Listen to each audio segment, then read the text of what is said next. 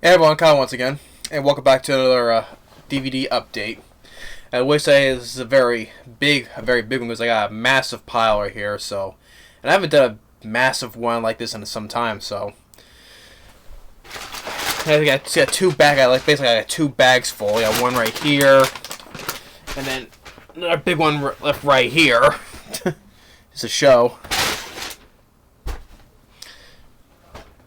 So, yeah, I just got, this one was a very huge one this time, so let's start with the smaller bag first.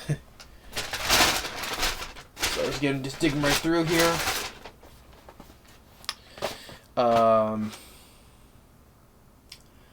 So first off is a horror film. It's a werewolf film. This one was given to me by a friend, but it's a horror film. It's a werewolf film that I have not seen. And it says from the award-winning special effects creator of The Descent, and I like The Descent. But this one is called Howl, not the Howl. Nothing really to the Howling. It's called The Howling, but called Howl. So this one was a werewolf film. This got some praise right here. It says in the back here. So no one of the cast I'm too familiar with though, but except for one, Sean Pertwee, which he was in. He was in two of Paul W.S. Anderson films. He was in Event Horizon, and he was also in Soldier, and he was also the sergeant in another werewolf film, which is my favorite werewolf film, Dog Soldiers. He was in that, and of course he would play Alfred in the show of Gotham. But this one here, it's basically passengers on a train stuck in the middle of nowhere, and there's werewolves. So that's basically the gist of the plot. So Howl. Give this a watch. That one was the gift for a friend. And I got two films from Tom Cruise. Of course, the classic one that I enjoy, and I do look forward to seeing the sequel. So the long-awaited sequel. But Top Gun, the widescreen special collector's edition, 2-disc, which I always enjoy. Top Gun, it's always been a classic. Especially from Danger Zone. Highway through the Danger Zone. From Kenny Loggins. Directed by the late Tony Scott. Rest in peace. So, like I said, Top Gun's a good film. Next is another Tom Cruise film from, I forget what the year was. It 2006 or 2008. 2008, and that is of Valkyrie. The 2-disc special edition as well.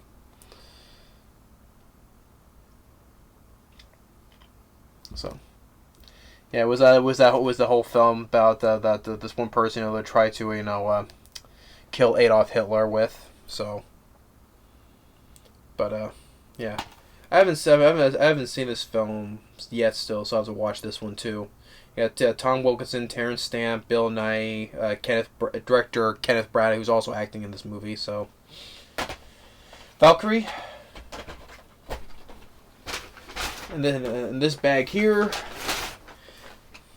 which I'll say that one's I have another part of that in the bigger bag. So, but this one here, which my dad enjoys, so do I. It's the Clint Eastwood Dirty Harry Ultimate Collector's Edition. Always enjoy the Clint Eastwood Dirty Harry movies.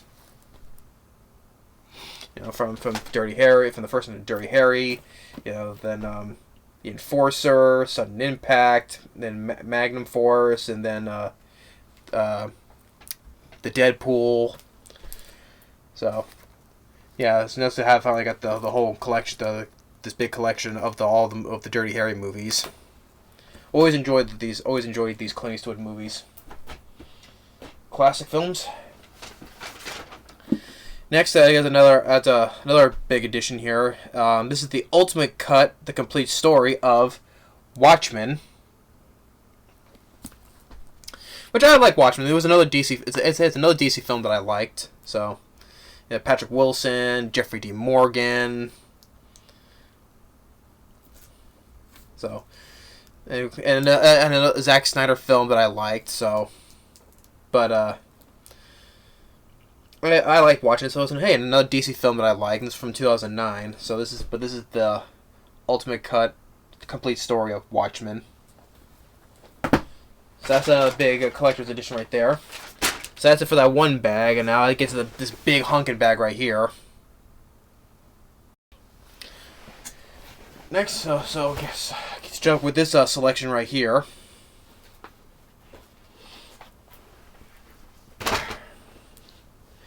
This one here is a film. This is based on a book that my dad enjoys. You know, about there's Stephen King, and there's this other author, a suspenseful author that my dad honestly he likes more than Stephen King. Although he likes Stephen King though, but this author he enjoys more. And that is a film based on a novel from Dean Koontz, and that is of Servants of Twilight. Yeah, so my dad, he's a fan of Dean Koontz. He's told me that he's preferred more than Stephen King. And there's another film that was based on from Dean Koontz that he also enjoyed, Phantoms, with Ben Affleck. I like Phantoms too, but this is another one from an adaptation from Dean Koontz. So yeah, Servants of Twilight. Let me put these on the side here. This is a big pile right here.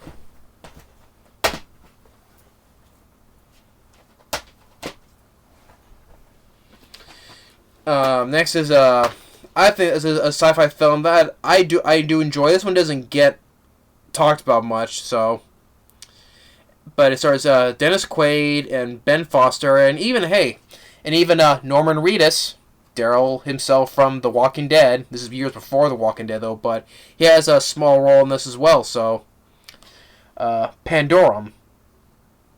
Yeah, this is a sci-fi film that I also like, but this film doesn't get talked much, and this film also did not do well either. So, but I like Pandorum. Yeah, I like Dennis Quaid, Ben Foster. Yeah, and hey, it was nice to see. It was cool to see Norman Reedus in this as well in a small role. But yeah, Pandorum.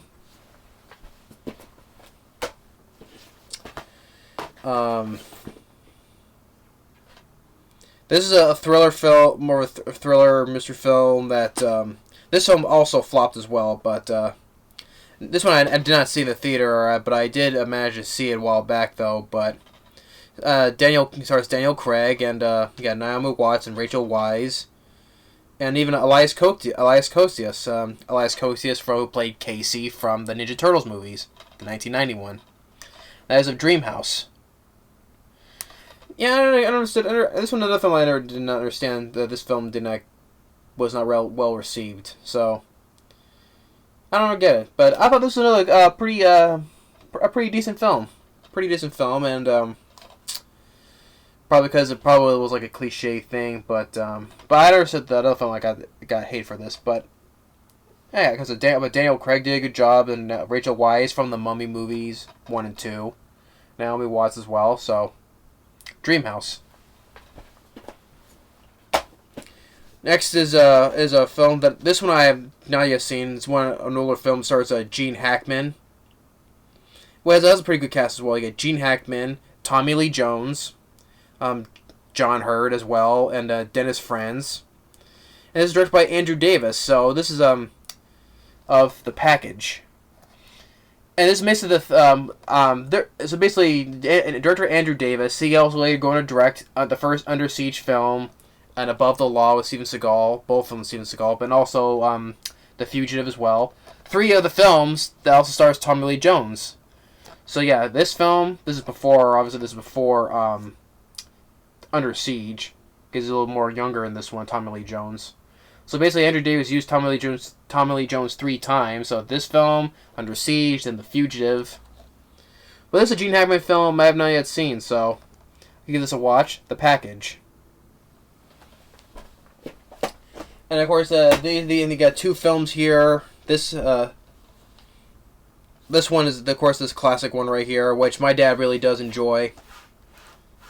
Let's take the slipcover off of this. My dad enjoys this film a lot. Of course, starting with Christopher Lambert and Sean Connery. The first Highlander film. This is the 30th anniversary edition, director's cut. I enjoy Highlander. I remember watching this with my dad back then. The song is additional music by Queen, and the score by Michael Kamen as well. You also have Clancy Brown, of course, Mr. Krabs himself as well, as our bad guy as well. Yeah. Another classic film of Highlander, the first one. And then, of course, for the first one, of course, this one is considered one of the worst movies ever made. Highlander 2, this is a special edition as well. Highlander 2, The Quickening. Yeah, considered one of the worst. It's considered on the list of one of the worst movies ever made. This was torn up. This also was torn apart by critics as well. And to me personally, I don't see the hate for this as well. I like the sequel. To me, I would defend the sequel, The Quickening, Highlander 2. I just never understood it. Even my dad likes Highlander 2. So, yeah, consider it's one of the worst movies ever made. I don't see that. There's movies I've seen that are a lot worse than this. But this is my opinion, though. People don't like the sequel. Well, to me, actually, there was 3, and there was 4, and there was 5. I think, yeah, 4 and 5 have sucked. So, to me, this shouldn't. Well, this film didn't need to be a franchise anyway. So, but oh well. But to me, this is better than this other sequels. So, that's Highlander 1 and Highlander 2.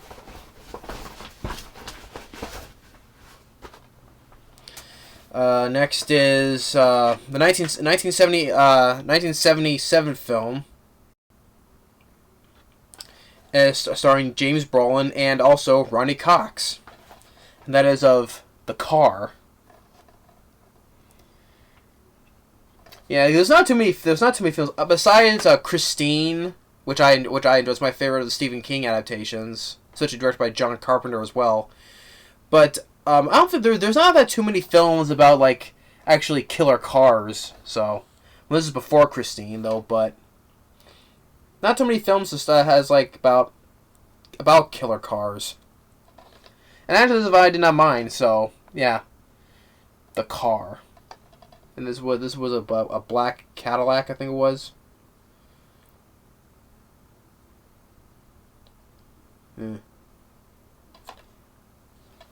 But I didn't mind this one, The Car.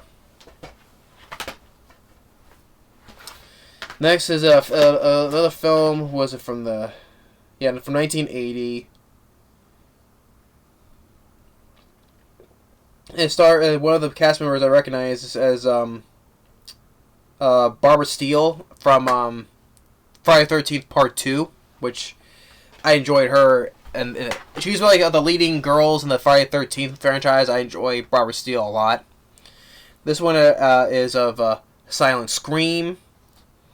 Terror so sudden, there's no time to scream.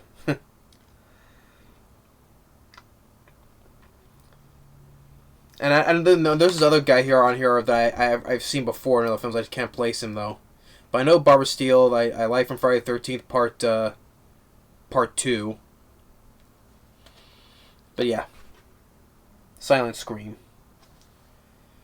And this one, of course, this got a good pass from LA Times, saying Silent Scream is a scary, stylistic, grand, I don't know how to pronounce that word, horror movie.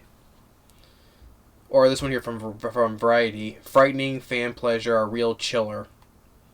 So I'll give this watch Silent Scream. Next is another horror film that came out last year, and that was from the spin-off of the Conjuring franchise. This one was cheaper because otherwise I would have paid $20 for this film. So I found this one for cheap. But The Curse of La Llorona, which this is a spin-off of the Conjuring films. Now, if it wasn't for the one character,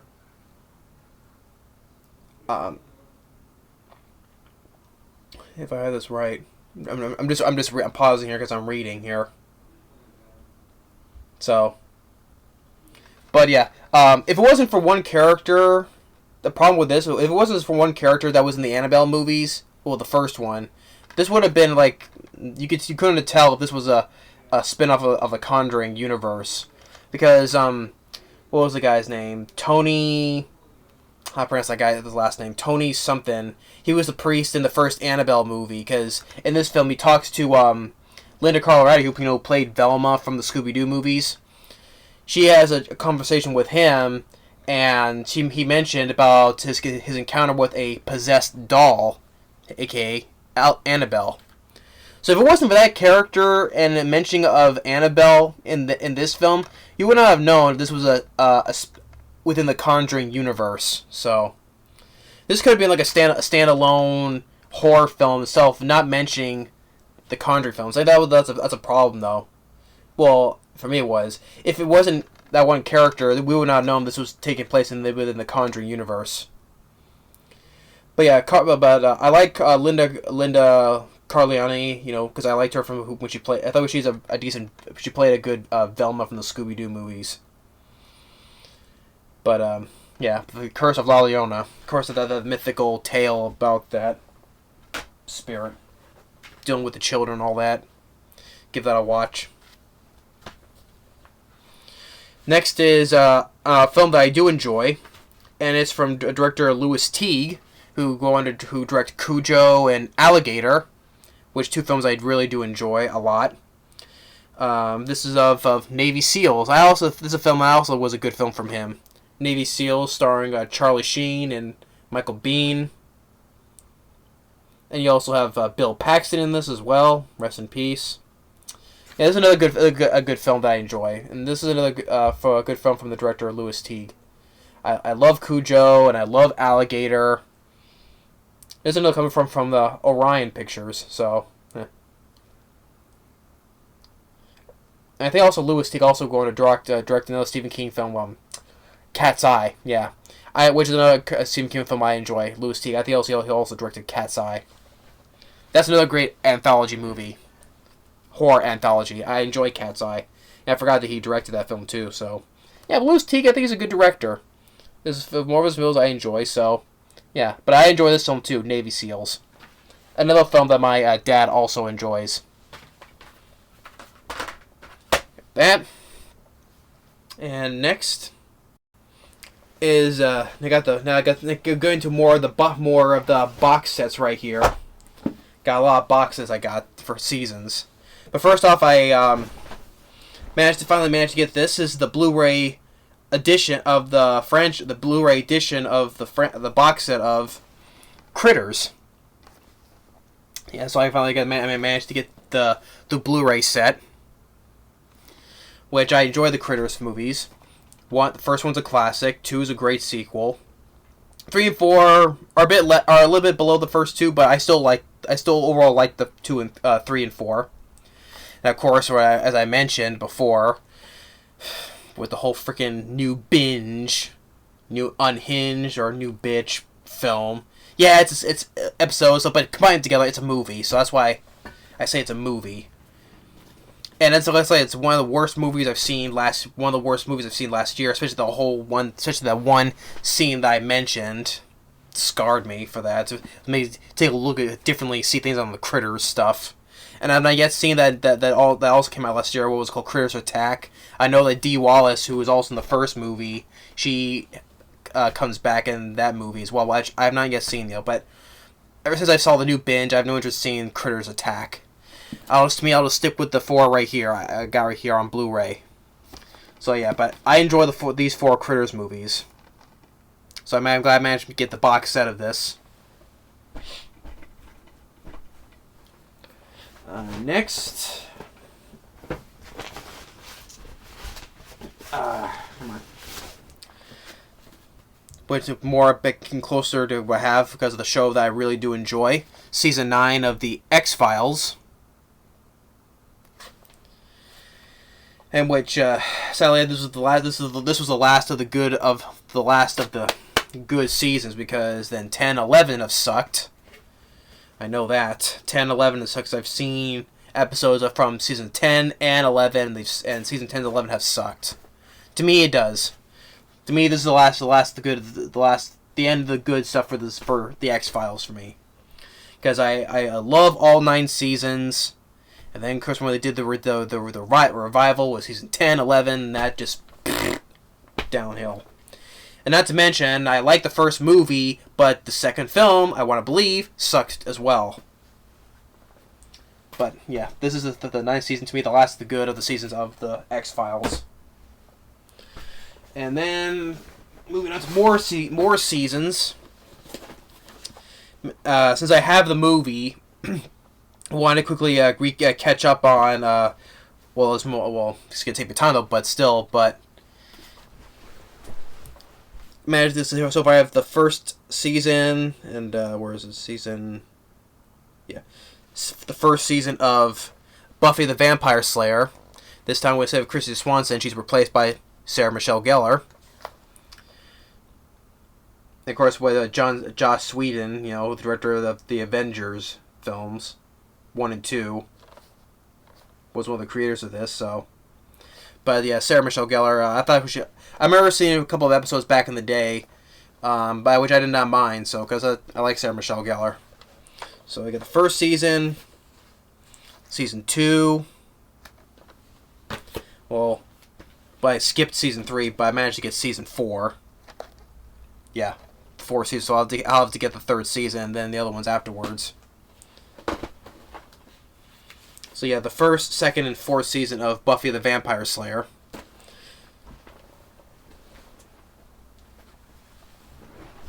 Next, let's see here.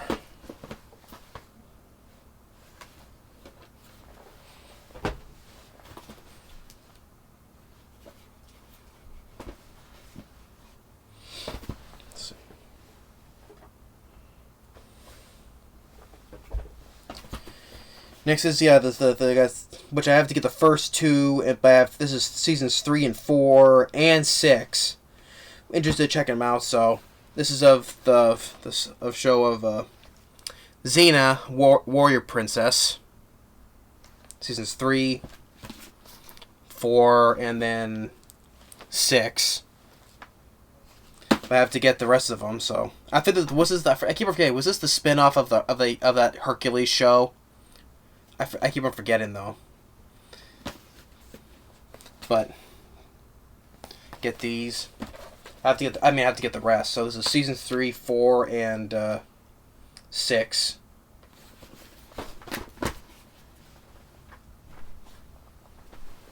And then get into the last one, the last complete series that I finally managed to get, because this is one of the biggest things that I grew up loving.